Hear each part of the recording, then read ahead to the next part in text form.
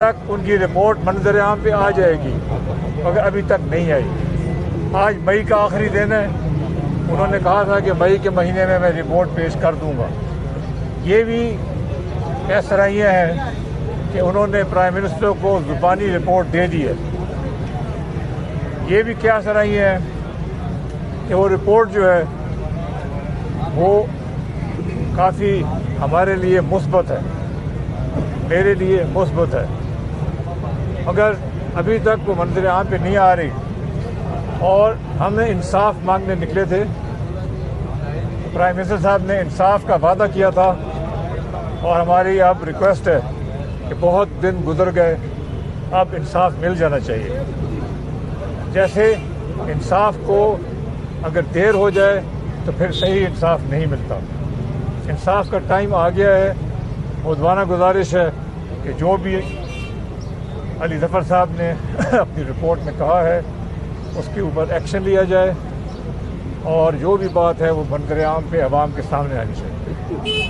ترین صاحب یہ بتائیے گا کہ ایک طرف تو آپ کہہ رہے ہیں کہ کیا سرائیاں ہیں، دوسری طرف حکومت کی جانب سے تو واضح کہا گیا کہ ابھی تک رپورٹ نہ تو حتمی ہوئی ہے، نہ ہی وزیر اعظم کو پیش کی گئی ہے۔ اگر رپورٹ ادروائز آتی ہے تو بھی کیا جہانگیر ترین اور ان کے ساتھی اس رپورٹ کو تسلیم کریں گے یا پھر اپنا لاہے عمل نئے سرے سے ترتیب دیں گے؟ دیکھیں، ہمیں کچھ باتیں ایسی معلوم ہیں جو میں میڈیا کے سامنے نہیں بتانا چاہتا، مگر یہ بات ہے کہ جب آئے گی رپورٹ اور جو بھی ہوگا میں اس میڈیا کے سامنے ہر چیز کھول کے رکھ دوں گا۔ اچھا ترین صاحب یہ بتائیے گا کہ اس بات کی تائید یا تصدیق کر دیں کہ کیا اسلام آباد میں آپ کی کسی اعلیٰ سرکاری عہدیدار سے ملاقات ہوئی، اور عمران خان اور آپ کے درمیان جو گرنٹر ہیں وہ متحرک ہوئے ہیں؟ اور دوسرا یہ بتا دیں، آپ اتنے میچور سیاستدان ہیں، کیا خواتین کی جو لڑائی ہے آپس میں جیلسی اور چپکلش کو سیاسی لڑائی میں بدلنا چاہیے؟ میں آپ کو عرض کروں، میری کسی حکومت کے اعلیٰ عہدیدار سے ملاقات نہیں ہوئی، بالکل کوئی ملاقات نہیں ہوئی۔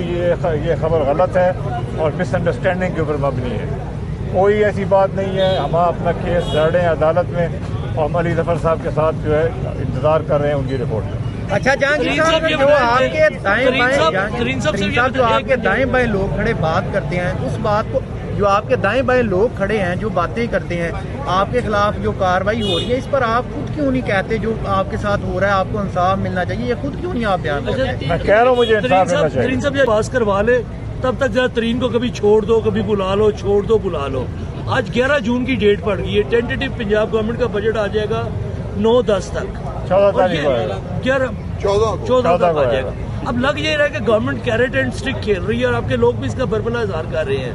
کیا لگتا ہے کہ یہ بجٹ گورنمنٹ گزارنا چاہتی ہے آپ کے ساتھ، یہ کوئی سنجیدہ، جیسا آپ کہہ رہے ہیں کہ مئی میں آنی تھی رپورٹ تو میری عرض وہ پھر سے وہی ہے، ہمارے ساتھ سیاست نہ کی جائے، ہمارے ساتھ انصاف کیا جائے۔